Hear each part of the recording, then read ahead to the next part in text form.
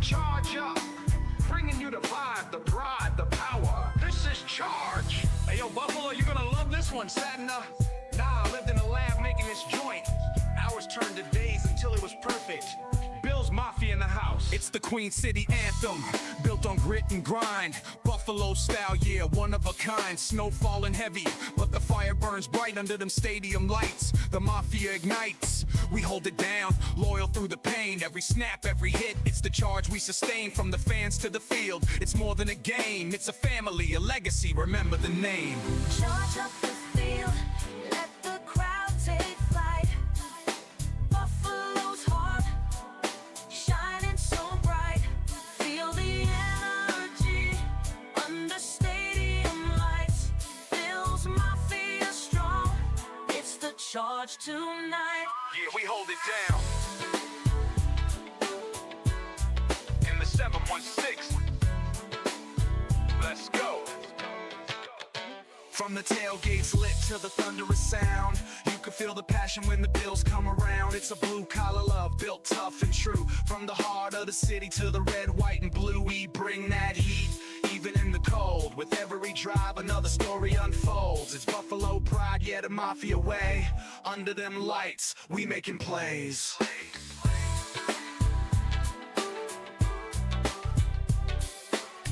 You feel that? That's Buffalo pride. Every fan, every play, this city rides. We built this together. We'll never fall. Bills Mafia forever. We answer the call. Through the highs and lows, we stay in the fight. Buffalo strong, yeah, the future is bright. Charge up the field, let the crowd take flight.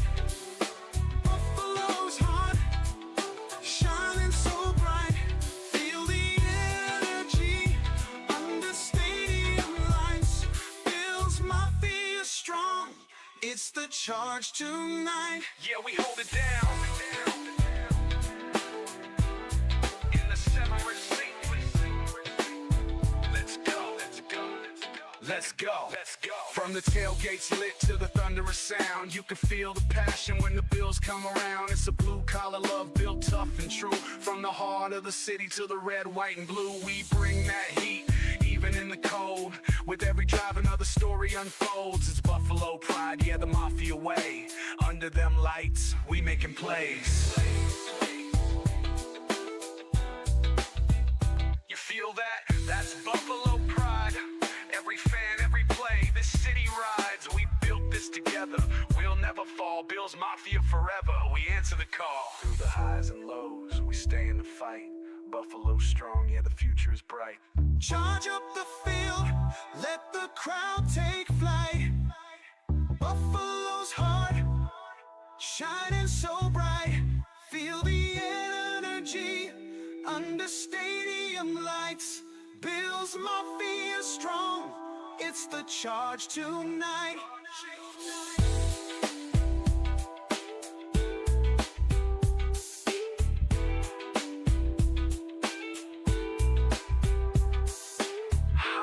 Mike, bringing it straight from Western New York to the world. This is Charge with Thomas and Sterling. Bills Mafia, stand tall and proud. We got this.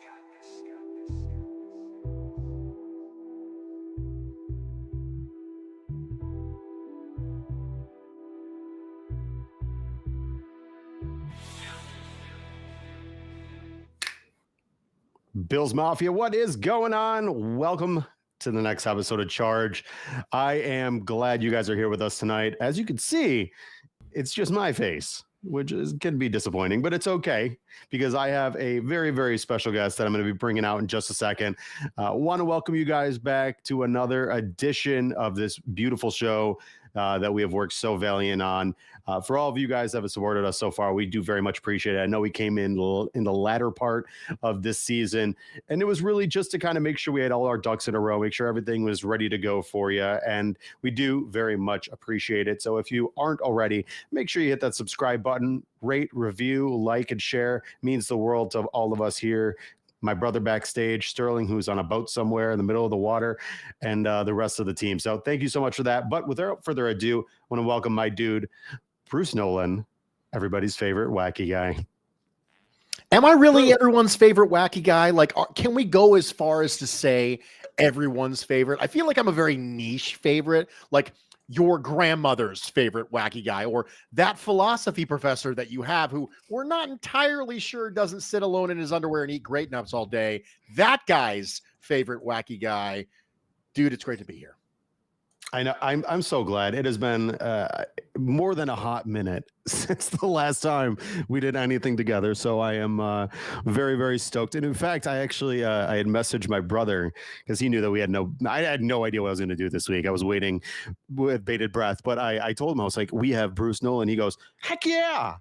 So he was very excited to know that one of our favorite guests that we've had over the past couple of years is coming back. So Bruce, before I get too much further, how have you been? How's life? And how are you holding up since a very sad ending to the season? Disco balls, dancers, dubstep. I mean, all the really important things, I think, are going on over here. I'm fantastic. I'm always fantastic. There's nothing that's going to happen that's going to stop me from being fantastic. I released a show actually this morning. Okay. And in it, I told a story about a hair in your soup.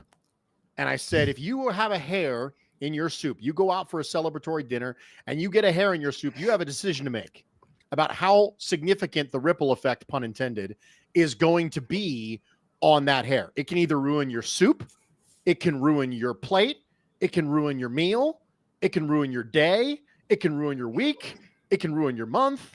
But how much are you going to let that hair in your soup ruin?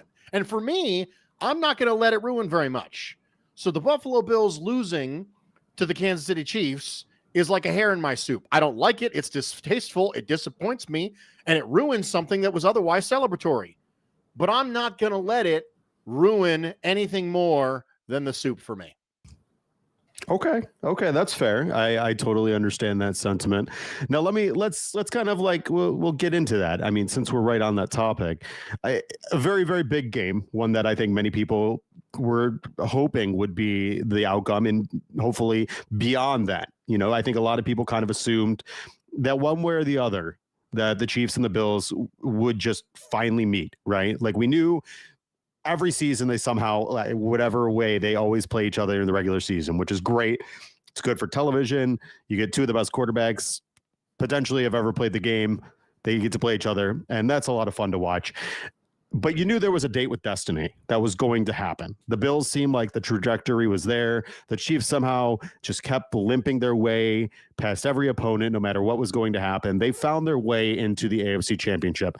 And this is a big-time matchup, a matchup that, you know, for Josh Allen was a legacy writer, for Sean McDermott was a narrative changer, and for the Chiefs, Patrick Mahomes, Andy Reid, and the rest of that group was a defining moment of them getting to the third straight Super Bowl in a row. So, high overview, and we'll start here. What did you think of the game? And before we get into the nuts and bolts and the details and kind of break it down even more than that, what was your, when the final seconds ticked off, it was 0-0, semicolon 0-0. What did Bruce Nolan think? What was the resounding feeling for you? Man, I got to pick the right dog picture. That was my overwhelming thought. Okay. I got to pick the right dog picture for my social media because these people are going to need cheering up, and I need to find the right picture of the dog to do it. That was my first thought. Okay. After I was done with that thought, and I had done that, I thought to myself, it's interesting how expectations change.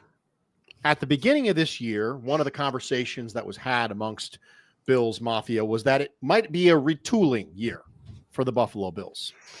Stephon Diggs was gone.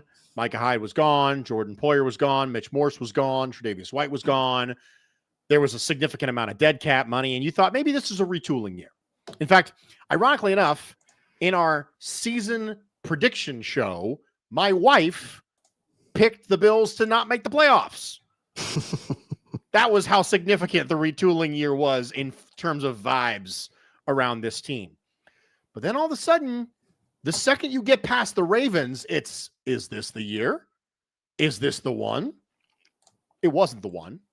But one of the things that was my biggest takeaway from the conversation is the Buffalo Bills relied on some things this year to be able to get them through. And those same things didn't happen against the Chiefs. They did against the Ravens. They didn't happen against the Chiefs. I think the offensive line wasn't as good as they were historically. They've had a great season. A little bit less great against the Chiefs. I think that one of the other things you saw is you didn't see the defense make the timely plays that you needed to. The turnover you did get was basically handed to you because Patrick Mahomes fumbled the ball, basically unforced. So those key moments that you needed that showed up didn't happen. And when you have a team that is based around 4 or 5 things, and those 4 or 5 things don't happen, all of a sudden, you're just kind of at the mercy of your individual player's talent level. And Sean McDermott made a comment in his end-of-year press conference that I really think is going to be the defining statement for this offseason, which is I think you need 2 to 3 difference makers on each side of the ball. And so when I look around at the Buffalo Bills offensive line and their defensive line and their skill position players and their defensive back 7, and I think to myself, okay, who are your 2 to 3 defensive players? Who are your 2 to 3 offensive players? And I think we need to reframe that conversation as far as difference makers, because what the Buffalo Bills collected last offseason was they collected role players. They collected good players. I think one of the things that was interesting about the Keon Coleman pick is I think even people who were unabashed Keon Coleman fans didn't think that the ceiling was star. Right. I got a lot of flack for comparing Keon Coleman to Mohamed Sanu. And I said, hey, I think this is a 700-yard guy as a possession number 2 or number 3 in the NFL. And that's the reason why I said we should draft Ladd McConkey. And that was not super well thought of because that's just kind of the way things go in the offseason. Everything your team does is amazing. And so I thought, you can make a good career on being that guy. Like being that level of guy is fine. And that's all right. So for me, finding the difference makers, 2 to 3 of them on each side of the ball is a big part of where we're going moving forward. Yeah, and ironically, I think that what you said and like how the fans reacted to your sentiment is probably very true of a lot of fan bases that probably overvalue their own players on their own team. Maybe not everybody, but a lot of people will sit there and have a feeling about somebody. And I've had it. I mean, we've said it before about players, whether it's current or in the past, believing that somebody was going to reach a certain height they never even came close to. So not surprising that Sean McDermott sits there, because in all reality, and I said this, people asked me about the Kansas City Chiefs. They said, do you think you can win? And the one sentiment that kept coming back to me was, until you have, you haven't. Right? Like until you've actually done it, it's just lip service. The Chiefs have how many Hall of Famers? I mean, they have Mahomes, first ballot Hall of Famer. Chris Jones, first ballot Hall of Famer. They got Andy Reid, Hall of Famer. Probably Brett Veach, Hall of Famer. I mean, you go around that roster and they're loaded. They had Tyreek Hill. They've got Travis Kelce, first ballot Hall of Famer. Like they've just got that. But then if you go on the Buffalo Bills, outside of Josh Allen, is there anybody on this roster that you could say is a Hall of Famer? I mean, maybe eventually there's some borderline, but like at this current state, it's just Josh. And that really to a T encompasses everything McDermott said is you need difference makers, because difference makers like Chris Jones on the defensive line is the make or break to winning those games. And my next kind of my segue, which I want to talk about, is those make or break moments keep the refs from having an impact, right? Because as long as you are winning, the refs have no ability to dictate the outcome of the game. So, Bruce, and because I know that you are very eloquent with your words, I want to hear your feelings on what's been going around. It's been becoming, or I would say it's rising to a fever pitch. The NFL rigging for the Kansas City Chiefs is gaining steam. There are people nationally that are starting to use it for engagement, but it's getting legs.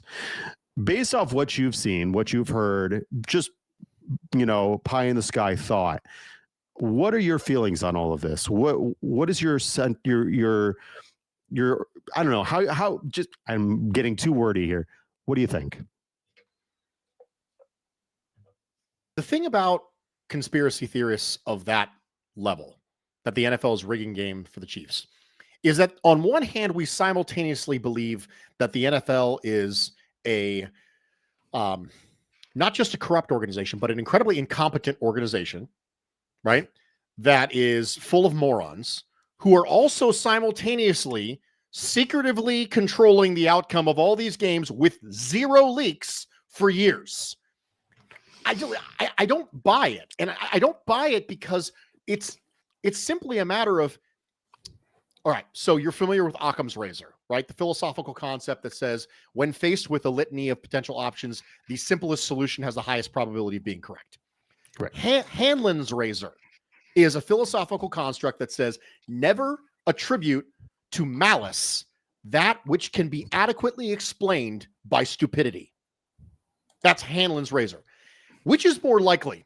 There is some sort of drastic conspiracy that the NFL and the refs have all been together on that no one has managed to leak despite how idiotic they all are, right? Or refs are bad at their jobs. Like, which one is it? Like, which one of those seems more likely to you? To me, it's refs are bad at their jobs. That seems a lot easier to me, a lot simpler of a solution. We have a tendency to concoct a new solution when we don't like the obvious one.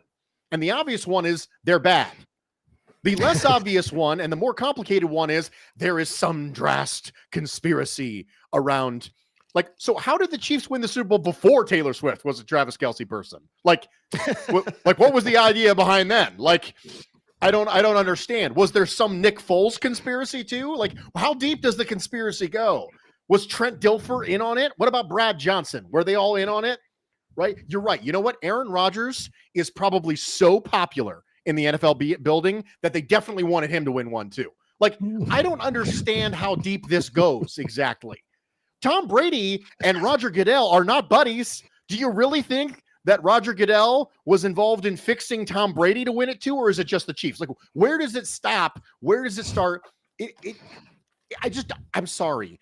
I appreciate the level of emotional investment it takes to create a story where the NFL is rigging games. I do. My immediate question is, why are you watching?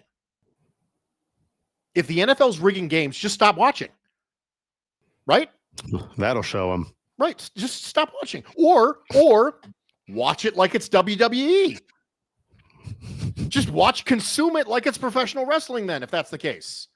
So, like, this doesn't seem like something that moves the needle for me. It just doesn't. And I think it's easy. I think it's a little bit of lazy thinking, and It just doesn't hold any water for me. Yeah, the construct of it is definitely, the amount of conspiracy theories. I mean, I was talking with my brother off air before the show started about the unfortunate and very, my thoughts and prayers, and I'm sure Brucey and everybody, thoughts and prayers to all the people who lost their lives in the American Airlines crash. I mean, truly horrific. But we're talking about you're seeing conspiracy theories in that. I mean, nonsense stuff. But as long as people have the ability to throw out ridiculous ideas, I mean, you get the Inception level layering of just nonsense that just builds up and the piles of shit that keep going with it. So, but moving forward, because I don't want to get stuck in this drudge of nonsense forever. Let's talk about in this game. There is a concerning factor to this, that this is now the fourth time Patrick Mahomes has beat Josh Allen in the playoffs before Josh has beaten him. This is the umpteenth time that the Bills have lost to the Kansas City Chiefs in the postseason. This is a recurring theme, like I had mentioned before in my forethought, that this was a way for the Bills, for Josh Allen, for Sean McDermott to change a lot of narratives. They haven't. And because of that, like I had said before, until you've beaten them, you haven't. What level of concern is there for you, Bruce, that, whether it's, the boogeyman, that kind of that bugaboo, certain people have issues. Like, I mean, the Dolphins have an issue with Josh Allen. It's very, very well documented. Is this a thing that should cause concern that the Bills just can't get past Reed, Spagnuolo, and Patrick Mahomes? Absolutely. Like, I don't know why you wouldn't be concerned about it. The fact of the matter is, you happen to have Josh Allen existing in the same era as a top 2 coach quarterback combination of all time. It's just bad. Listen, man, you just get dealt a bad hand. Like, it's that simple. You existed. One of my greatest pleasures in life is the fact that I get to have my life overlap with that of my wife. Out of all the times in human history for me to exist, now is the best time, because now is the time when she's around. Let's take and flip that on its head and think about how Josh Allen's like, man, what a time to be alive. Oh, wait, there's Patrick. Crap. If I was born 15 years later or 15 years earlier, maybe this would be different. 15 years early, he would have overlapped with Brady. So that would have stank too. But of course you're concerned about that. The question is, what are you legitimately going to do about it? Let's say that you're the second best team in the league. Okay. Well, you haven't gotten past Patrick Mahomes. I don't know if you know this or not, but nobody's gotten past Patrick Mahomes. This is not a Buffalo thing. This is an everybody thing. It becomes a Buffalo thing, but really it's an everybody thing. Patrick Mahomes and Andy Reid and Steve Spagnuolo and Travis Kelce and Chris Jones, that core cluster has been dominating the league forever. It's not just a Bills issue. This is an NFL problem, right? The NFL can't get past them because it's so good. They're so good. I need you to understand what we're dealing with here. What the Chiefs have collected here is not historic. It's legendary. They have a top 3 coach all the time. They have a top 2 quarterback probably all time when it's all said and done. They have a top 10 defensive play caller all time, a top 2 tight end of all time, and a first ballot Hall of Fame game record on the defensive line. They all happen to exist at the exact same time on the exact same team. And oh, by the way, you can't go get any of them. You can't go get Steve Spagnuolo. You can't go get Travis Kelce. You can't go get Chris Jones. You can't go get... They're together as long as they want to be together. You just wait them out at that point. Yeah. And that's what you're dealing with. You are dealing with not just a good team, not just a great team, not even just a historic team. This is the stuff of legends that you're seeing from Kansas City. So what you're saying is, should I be concerned that I can't get past legends? I mean, sure, that kind of sucks. But what are you going to do about it? You're just going to keep trying. That's all you can do. Yeah, and the worst part is Mahomes is only 9 months younger than Josh, or 9 months older than Josh Allen. Mm-hmm. So he ain't going anywhere anytime soon. So it is very much, which, by the way, talk about a profound statement. I'm going to tell my wife that man, I'm glad to be on the same plane as she is for this life force. So I love that. I'm gonna hold on to that one dearly. You've got your eloquent words are my favorite, but it's an unfortunate situation, and you're right. The most ridiculous part is the Bills are their own worst enemy, because as good as the Chiefs are, the Bills are not, they're incapable of beating the Chiefs. They are a few bad plays away from changing an entire historical document. Because think about this. In 13 seconds, if you really just do what you're supposed to do, right? If Levi Wallace doesn't take a bad angle on Tyreek Hill, if they don't play off-man coverage by 10 yards and give Travis Kelce easy yards, you're talking about Josh Allen hosting the Bengals here, and then pretty much a salsa dance into the Super Bowl against the Rams, who had no offense, really whatsoever. That's a Super Bowl right there, and that changes everything. Now you are right there with Patrick Mahomes. And then you're talking about last year, a game where if Stephon Diggs doesn't drop a pass, if Trent Sherfield doesn't drop a pass, if James Cook doesn't drop a walk-in touchdown, if Tyler Bass doesn't miss a kick, if Josh Allen takes the easy layup to Stephon Diggs instead of trying to force it into Khalil Shakir, where he got, Deion Dawkins walked back by Chris Jones, like that's the saddest part about all this is that as good as they are, it's not as though they've been, and even Brandon Beane said this today, they're losing by one score. They're losing by a field goal. The last 2 games they've lost by a field goal, which is the worst part because the narrative around the Chiefs, which is rightfully so, they've got an unbelievable team, a cast of characters that's legendary, is that they are leaps and bounds better than the Buffalo Bills. But in all reality, if you're watching the games, you're realizing they're a couple of mistakes away from being the same thing that the Chiefs are right now. It's interesting because I think there's 2 ways to evaluate the difference between the level of one team and a level of another one. The first one Certainly is depth, right? We beat you by 5 scores, right? I would consider that to be depth. The second part is breadth.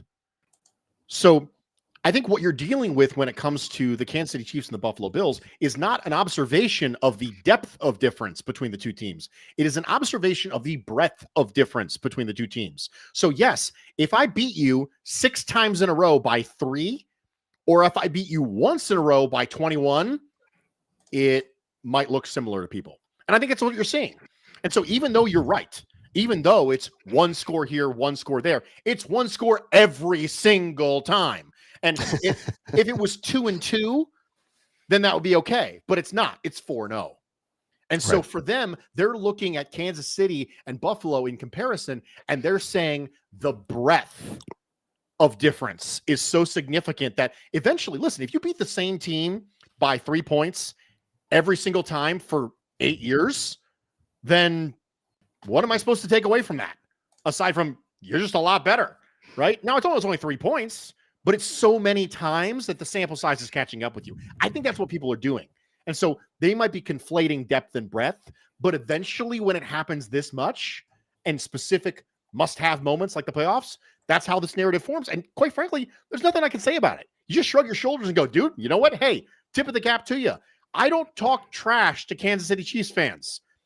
It's weird because the Dolphins fans will talk trash to Bills fans, but I don't talk trash to Kansas City Chiefs fans. I have nothing to stand on. Like, Right. what would I say? Congratulations. We beat you in the regular season that one time. Like, what am I supposed to say?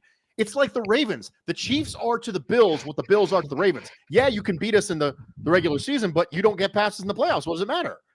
Right. It's the same thing. So I don't talk trash up the ladder, baby. Yeah, it's definitely an unfortunate situation to keep running your, headfirst into a wall that is never going to change, or at least not in the foreseeable future, that you kind of just have to hope that everything goes right. And I very much have said that. And I know a lot of people kind of have that same sentiment. When you're playing against a team like the Patriots were of old, you have to play picture perfect football. You have to play mistake free. You have to play smart. You have to have all your ducks in a row, and you have to have an excellent game plan. And unfortunately, just like you said on the onset of all of this, the Bills didn't really play that game. Josh Allen looked really out of sorts. I mean, if we're being fair, he looked like sugar high Josh, where he was just very frenetic and it kind of looked like he had, kind of like glints in his eyes, like he was a little bit all over the place. The offense seemed to just really wasn't humming the way it was supposed to, didn't have a lot of just consistency. The defense had no answer whatsoever. I mean, Patrick Mahomes just marched down that field with absolute certainty. And then just in totality, it just mistake after mistake after mistake, like you can't, which again, by the way, apparently Matthew Smiley is returning in 2025 because why not? I mean, if you're doing something wrong, you might as well just keep doing something wrong. But, that 45-yard return by Remigio, again, even though they had a bunch of blocks in the back, it's just another thing that Matthew Smiley just continues to allow happen year over year. Let me ask you this, Bruce, because I think this is a nice way to kind of pair what we were talking together.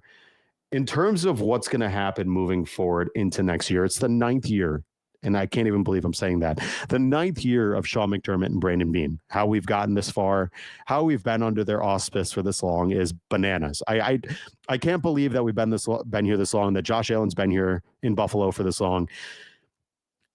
what is your confidence level heading into 2025 in the 9th year of this regime under Brandon Beane and Sean McDermott?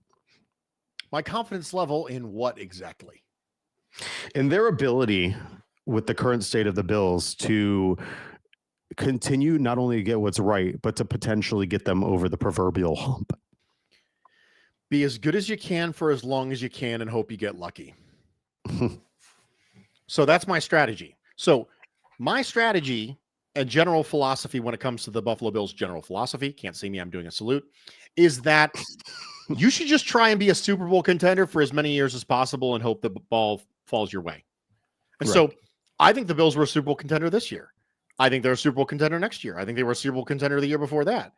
It all depends on your definition of Super Bowl contender. For me, the definition of Super Bowl contender has always been if you win a Super Bowl and the narrative around your team is not, oh my gosh, nobody saw this coming in the preseason. Who could have possibly imagined that this would have happened? Then by definition, you're a Super Bowl contender. Because that means the people believe that you are in contention for a Super Bowl. I don't think there's one in contention for a Super Bowl team every year, right? There's probably 11, 12, 8, maybe. So for me, it's be as good as you possibly can for as long as you possibly can and hope you get lucky. And so RJ in the comments says Brandon Beane must listen to Bruce because Beane basically said the same thing, exact same thing. Yes, he and I, we text for sure. We don't text. I'm lying. Don't be mad at me. I don't know Brandon Beane. But that's the key for me, especially when you're dealing with a scenario where you come face to face with a dynasty, right? You just got to kind of hope they slip up at some point and something bounces against them and it's just the way it goes. So for me, my confidence level that this team will be a Super Bowl contender next year is pretty high because they have Josh Allen, a good offensive line, and stability in the front office and in coaching staff. And yeah, is that going to be enough to get over the hump? I have no idea, but it'll be good enough to get us in the zip code. And if you stay in the zip code long enough, you might just find what you're looking for. Yeah, I mean, talk to Peyton Manning. He'll tell you that.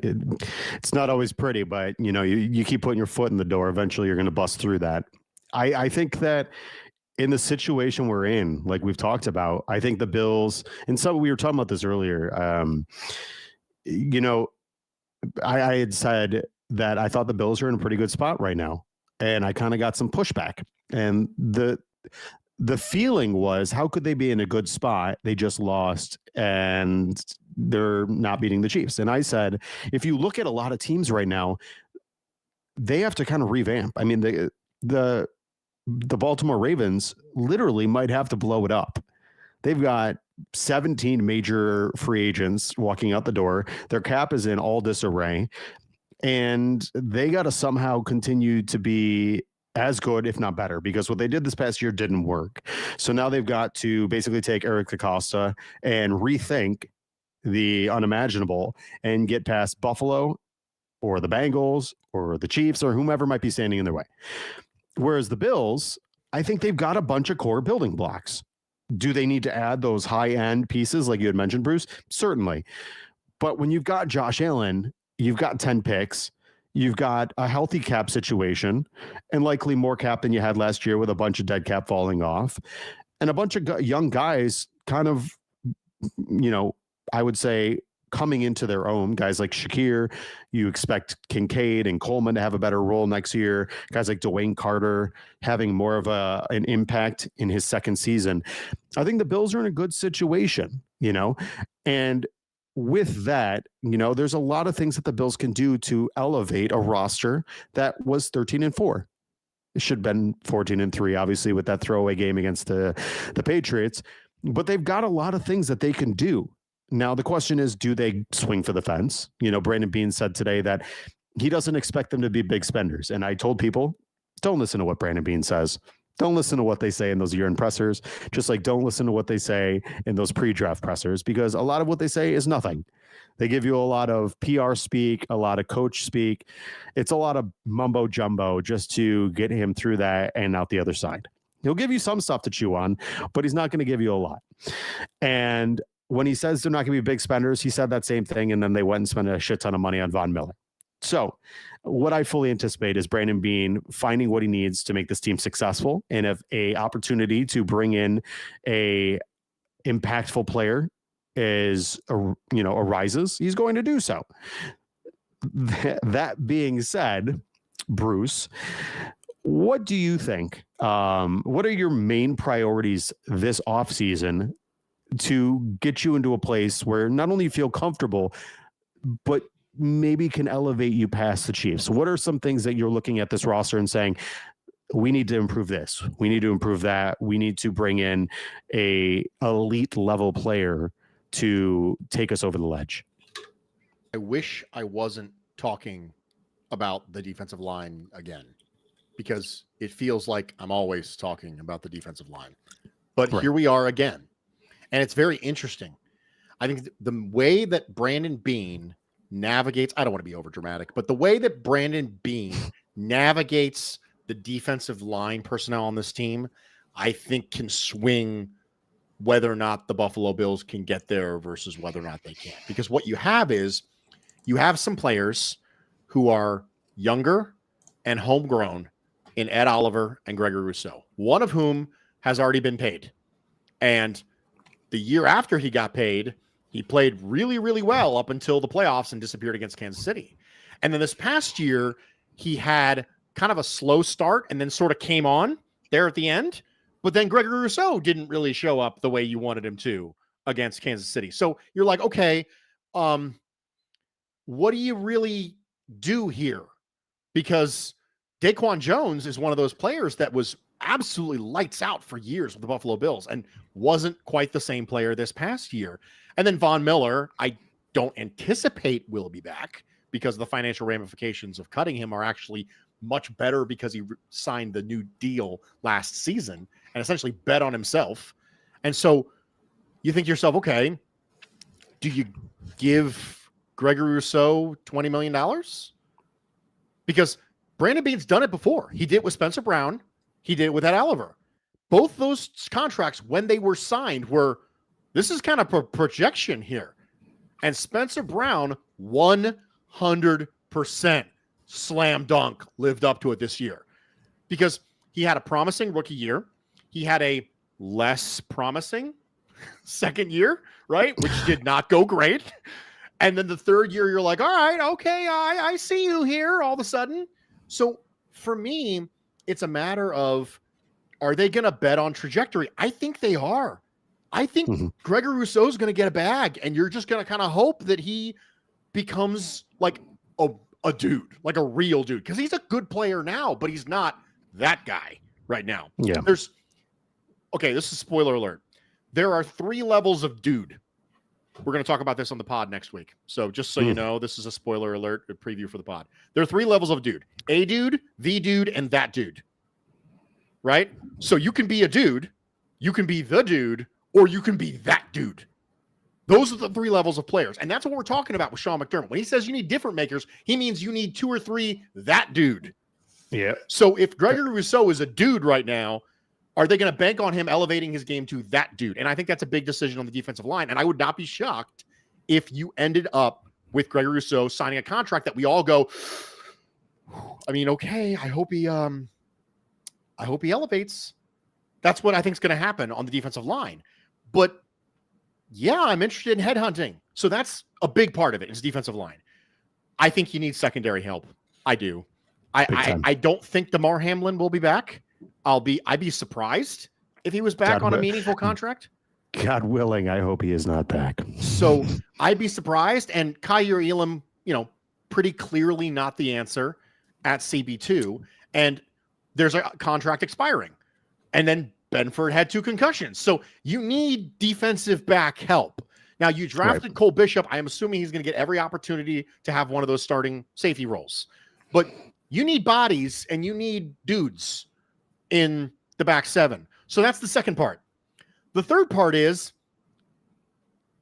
do you believe that Keon Coleman goes from being a dude to being the dude or that dude?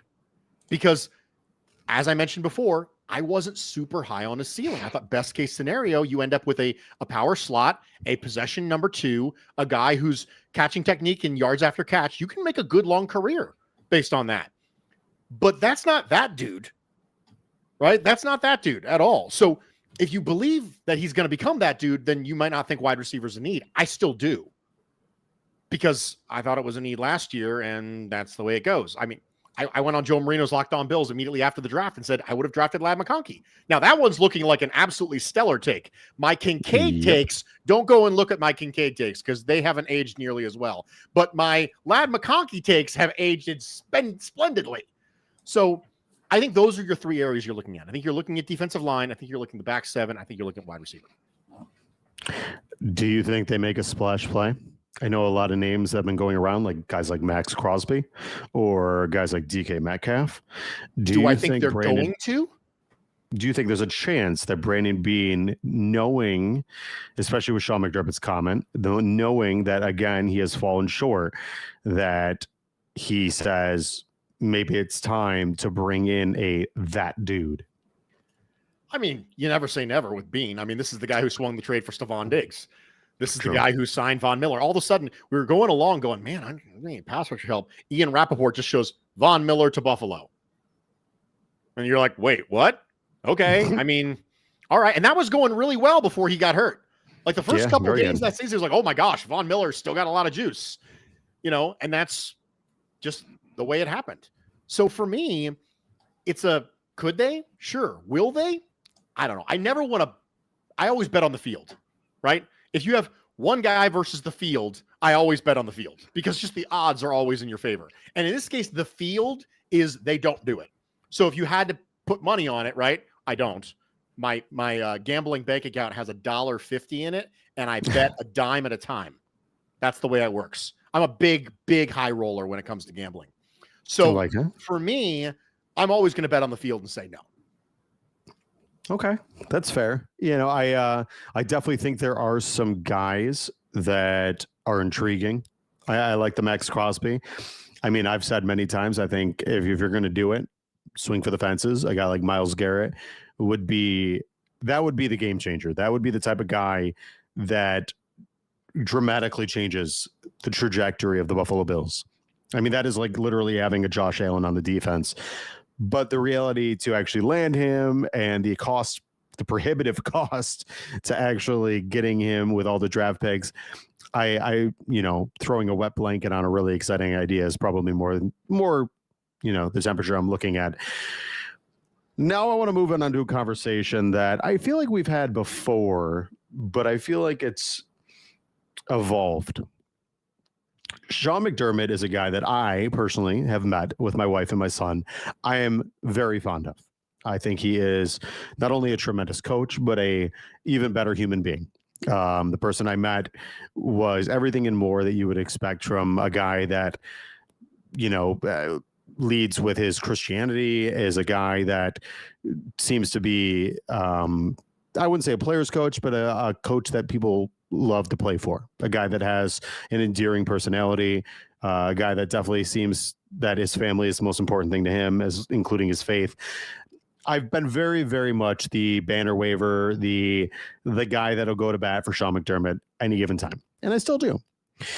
The growing sentiment that has happened over the last couple of years, and anytime the Bills lose at the end of the season, is that Sean McDermott should get fired, that Sean McDermott should be shown the door, and that we should find somebody else to get us over the hump. So, Bruce, like I said, we've talked about this before. Let's talk about McDermott and this renewed heat this offseason. What is your feeling on all of this? Well, first off, we're going to talk about it because it's entertaining. I will openly admit it's pointless. You and I talking about it does not matter. They're not firing Sean McDermott. I said that this last offseason. I was like, well, I'm not going to devote an entire podcast to whether or not the Bills should or should not fire Sean McDermott because it's not going to happen. It doesn't matter what I say. And so you and I can talk about it right now because it's entertaining and it gets the people going, right? It's nobody knows what it means, but it gets the people going.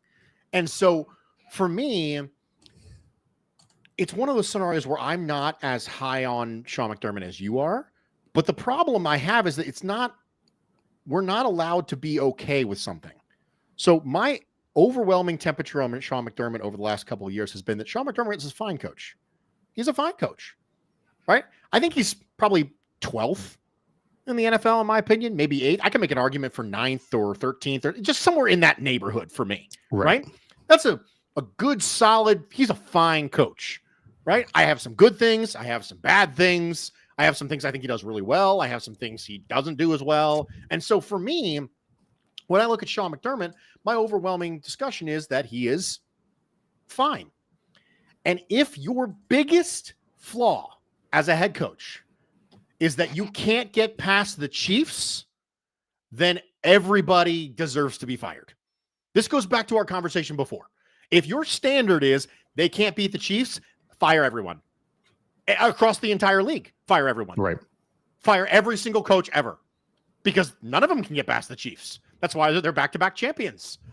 So if Nick Sirianni loses to the Chiefs again in the Super Bowl, fire, right? He made it to the big game twice. And that now, I don't think Nick Sirianni is as good of a coach as Sean McDermott. I think just Howie Roseman is just the best GM in football and has acquired an amazing team that can get there without elite level play from their quarterback. Because I like Jalen Hurts is, he's a perfectly fine quarterback, but he's not at the level of Patrick Mahomes or Lamar Jackson or Josh Allen, right?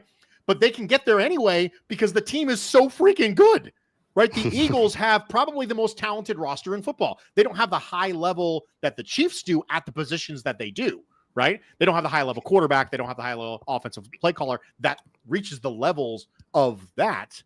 But just total collection of talent, the Eagles probably have the best team in football. Just total some collection of talent across the board. So for me, when you look at Sean McDermott, I think one of the arguments is that anybody could win 10 or 12 games with Josh Allen. I don't think that's true. I think you see it all over the place that's not true. I think there's tons of examples of really good quarterbacks and really good quarterback play not happening. And I think we just say that. Like, we just say things. Anyone could win 12 games if Josh Allen's your quarterback. Really? Anyone? Have you seen some of the coaches out there? Really? Like, let's bring Rich Kotite in and see how that goes. Right? Oof. Like, Good pull. That's a legendary poll. But like, I don't believe you had to bring the Jets into this. I had to bring the Jets They into haven't this. been shit on enough. So for me, it's we're just not allowed to be okay with it. Like, every temperature has to be, I'm defending McDermott because he's amazing and the greatest coach in football, or he's trash, fire him. He's the reason why we lose these games, right? You can't just go in and say, yeah, like, is everyone either a top 3 or bottom 3? Like, is that the way it works? Is there just nothing in between? So for me, that's the way I feel about McDermott. And I find myself in this weird position where the people who love McDermott hate me, and the people who hate McDermott hate me. Because for me, I'm just like, yeah, no, he's somewhere in the middle, right? Yeah, he's there. And, it's funny you say, I feel like we echo each other. A lot of what you're saying, I've said many times. I very vocally mentioned that if you're going to sit there and say that Sean McDermott should be fired because he can't get past the Chiefs, well, like you said, every coach, 31 other coaches 30 other coaches should be fired as well, because you're right. The NFL is a Chiefs problem. It's not a Bills problem. And it just so happens the NFL, like, literally every fan was like, come on, beat the Chiefs for us. Like, the Bills are doing their bidding. The Bills are running into the same issue that everybody else has run into. The Bills were the only team to beat them this year. They went 15-1. Like, this is not just a Sean McDermott dilemma. Anybody in this scenario, I mean, it took Joe Burrow to beat Patrick Mahomes, and Patrick Mahomes having the worst second half of football that he's ever had, all the way back to Pee-wees. I mean, that's what it takes to beat Patrick Mahomes, is legitimately him shitting down his leg, and that's it. That's how you get past Patrick Mahomes. Sorry for that weird, awful imagery. I like I said, I love Sean McDermott, and I understand. Like I've said to people, I get it. I get why you want a different coach. Like, I get it. You want Josh Allen to win a Super Bowl. As a Bills fan, I want to win one. You want to win one. We all get it. We want to win a Super Bowl. I was listening to the Rockpile Report, Bruce. I don't know if you listen to them. I love Drew. one of my favorite people. I think, and if you're watching this or if you watch it later, if you haven't watched the Rock Paul Report, I think it is grossly underrated. I think it is. Drew is one of the smartest guys out there. Him and Chris put on one of the most terrific podcasts. I think they are so ahead of schedule as to where they are. They are super, super talented. And I think it's one of the funniest things to listen to. But they had mentioned this and they had talked about it that, in Drew, it was a unabashed Sean McDermott hater. Like, I want to fire this guy into the sun. And when talking about this, he said, if I'm the voice of reason, there's something wrong in this conversation, because let's look at it. Let's look at who has made it and who hasn't made it, right? Like Zach Taylor, a name that made it to the Super Bowl in his second year, hasn't made it back since and is more likely to be fired than he is to get back. Sean McDermott is the most tenured coach to not make a Super Bowl, right? A guy that if you look at the list, and I tell people all the time, they're like, let's replace him, like the Ben Johnson thing. Like, and Ben Johnson was fine as an OC. We'll see how he does as a head coach. That is still, everybody thought Robert Saleh would be an incredible head coach, and we know exactly how that turned out. Everybody sits there and very vocally says, get another one. And like you said, Bruce, anybody can coach Josh Allen, like anybody could coach Justin Herbert, a la what happened in Los Angeles. When you talk about Sean McDermott, you get rid of him. He's the sixth most tenured coach, and he's been here for 9 years? That tells you everything you need to know. It's hard to find a coach. And I promise you this, and I've said this before, you fire Sean McDermott, there are teams that would legitimately pause and think about firing their current head coach to hire Sean McDermott as their coach. People do like Sean McDermott, and they think he's a very, very good coach. I think this whole conversation is tough because you want to win and you want to get over that proverbial hump. But at that same time, the upending of an entire franchise by getting your head coach is so much more than people realize. The philosophical change of going from one head coach to another isn't just, you plug and play a new head coach and everything's certifiably fine. No, there's a lot of times that you get a new head coach. That head coach now tells the GM, this is how I want to do things. And there's an entire roster makeup that needs to be kind of, upended. I love the idea of, having this conversation, Bruce, like we've said before. It's more pie in the sky. It's let's get the people going. But in all reality, Sean McDermott's he's not going anywhere. No one knows what it means, but it's provocative. It gets the people going. Certainly the truth, and never been said better by the Dark Knight. I've gotten to the point in this conversation with Sean McDermott that you almost want to get frustrated because it's like, I don't know what to tell you. And I bring this up, and people always get mad when I say this because they're like, don't bring them up.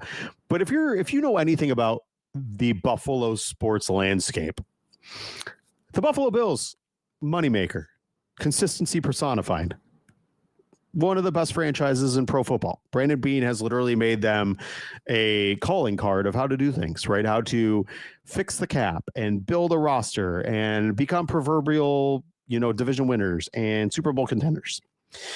The flip side to that coin, and the other franchise within the Terry Pegula PSC sports franchise, is the Buffalo Sabres, who are every bit not successful and an absolute dumpster fire, as if there was the dumpster fire and the Sabres pitcher side by side. And I tell people all the time that if you think Terry Pegula, a guy who is a businessman, is going to fire the one coach who has exemplified consistency, one of the most winningest coaches in NFL history for that, a guy that has led this team to 5 consecutive division titles, which if you think that's easy, it is really very not, unless you've got Tom Brady or Patrick Mahomes. It is very, very difficult to win this many divisions, and it is very much difficult to be in the conversation to win a Super Bowl every year like McDermott has done. But furthering that, if you think that Terry Pegula is going to fire the one guy that is a breadwinner in his entire portfolio, my friends, you are sadly mistaken that he is going to ever jettison the one thing that is going good in the dumpster fire of collectives that he currently has. It's funny to me that This is one of the things that I think really lends itself in the pro McDermott side of the column, right? And that is this. Do we or do we not think that bad teams stay bad due to ownership? Because what you're saying is bad teams stay bad because of ownership. Terry Pagula, we can isolate the variable that the Sabres are bad. So what is it exactly that's stopping the Bills from being bad right now? Because if ownership isn't great, and we can establish that maybe it might be true about the Sabres, if that's true, what's the thing standing between the Bills and being bad? Is it just Josh Allen? Because we have really good quarterbacks who are associated with teams that have bad ownership, and those teams are bad. They're not in the playoffs. They're not in AFC and NFC championship games. So what's happening? So can you simultaneously live in a world where bad teams stay bad because of ownership, but also Sean McDermott's bad? Like, that doesn't seem right because we've isolated the variable with Pagulas owning another franchise. In a lot of cases, it's hard to isolate the variable because they only own your franchise. But in the case of the Pagulas, they do own another franchise. We know what it looks like when the Pagulas don't have a good coach.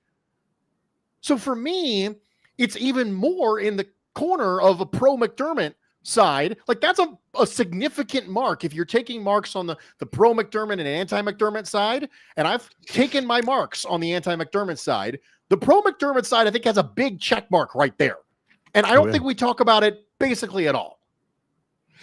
Yeah, and if we're being completely transparent, the idea of Terry Pagula picking out the next head coach scares the shit out of me. If we're being honest, and you want, and obviously Brandon Beane would be in that conversation, but if you really, really, really want Sean McDermott fired, and I always say this all the time, okay, you want him fired. Who are you replacing him with? Anybody, Tom, anybody could do this. Anybody could get 12 wins with Josh Allen. I like the John Gruden conversation, that you could just plop John Gruden into this and everything would be fine, as if he didn't take over Tony Dungy's legendary defense, win the Super Bowl, and then out of 10 years that he was in Tampa, only make the playoffs 2 years. As if Dungy literally didn't set him up for success, and then Gruden didn't literally fall on his face after that 1 year. I think this notion that, like you said, that anybody could just come in and be successful is ridiculous. I mean, look at the Bengals. The Bengals have legitimately one of the most unbelievable offenses known to man. Joe Burrow, who I think is, unfortunately going to go down, unless he wins the Super Bowl, as a guy of what if, could not stay healthy, bad situation, probably the best receiving core in football, if not number two. A terrific running back in Chase Brown, but no defense and an offensive line made of cheese. Literally has as a head coach in Zach Taylor, who is, quite frankly, I think one of the worst head coaches in the game. And then an owner who does not care about spending money. In fact, so much so, there's been reports about how bad the locker rooms are, how they treat the families of the players. Pretty callous stuff that has come out. And you would think that even with Joe Burrow, they'd be okay. And what happened this year? What happened? It took every bit of Joe Burrow to claw back in, and they still couldn't win 10 games with Joe Burrow, Jamar Chase, T. Higgins, and Chase Brown. That tells you everything you need to know, that even with an unbelievable quarterback, and I think Joe Burrow is probably right there with Lamar Jackson, Josh Allen. I think he's in that level, that echelon. Coaching is absolutely one of the most important things, because coaching not only sets culture, and if you don't think culture, like I know Shope and the Bulldog, their whole jive was that culture isn't important. It is. They literally build culture from the ground up, which tells you who wants to come here, who wants to come back, if players want to stay, what their families feel like. Guys like Micah Hyde will just literally come to be a rah-rah helping hand before he retires to, tag along with the team. He literally did that. He got off the couch where he was spending time with his family to come literally stand and hang out with his buddies, because he loved this locker room. He loved these players. That comes from coaching. I think this notion that you could just, like you said, plop anybody in is disrespectful to everything that Sean McDermott has done and disrespectful to the good coaches who literally have built programs that have been successful. Like, let's just say this. If any coach could go in and be successful in these teams, take Andy Reid out and put Zach Taylor in Kansas City and see how that pans out. I have no notes. I mean, the Zach Taylor comparison is perfect, right? Can anybody just plug in and get 12 wins with Joe Burrow? I mean, even if you don't think Joe Burrow is on the rankings as good as surely you can agree that they're in similar tiers, right? Sure. I think one of the things that this NFL season really did is it pretty much solidified the Mount Rushmore of NFL quarterbacks as being Patrick Mahomes, Joe Burrow, Lamar Jackson, and Josh Allen. Like I have almost, because I'm pretty good about keeping an open mind, right? But I have almost no respect for opinions that don't include those top four. Right. Exactly. Like it's hard for me to wrap my head around any potential argument that's not the top four. So, and then an absolutely great point. So let's take Zach Taylor and go, really? Anybody can win 12 games with that caliber of quarterback? I don't think so, because things still have to bounce with that level of ownership, with that quarterback. Well, Bruce, it's different, right? I mean, it's not that different. Stuff can happen. When was the last time you saw the Bills with Josh Allen get off to those kind of starts that the Bengals have got? And they're constantly trying to claw their way back into a wild card. Like, probably unlikely. So for me, I think I have no further notes. I think that's a great point. Yeah, and with that, I think we've run this and beat the horse as dead as humanly possible, and we'll kind of we'll rally and get out of here. But before I do so, I do have to announce the winner of the Amari Cooper jersey. That is Gene Pellin, Jalen Pell at Gene Pellin on Twitter. Reach out to me, and we'll set you up. Outside of that, Mr. Nolan, Bruce, as always, I love having you here, my friend. I want to give you a chance to, if for some reason people don't know, they watch my show, but they don't watch yours, which I think is bonkers and ludicrous. If they don't, where can they find you?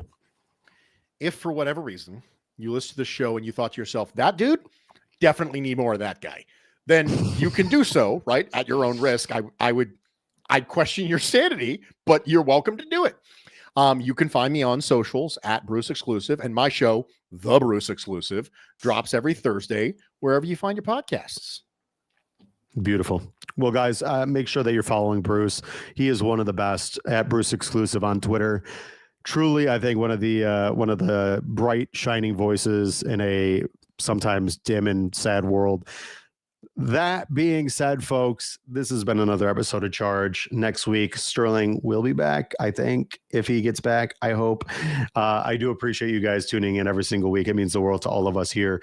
For my brother Ian backstage, who, again, incredible job. Thank you for that. We do appreciate you. Make sure to subscribe, rate, review, share.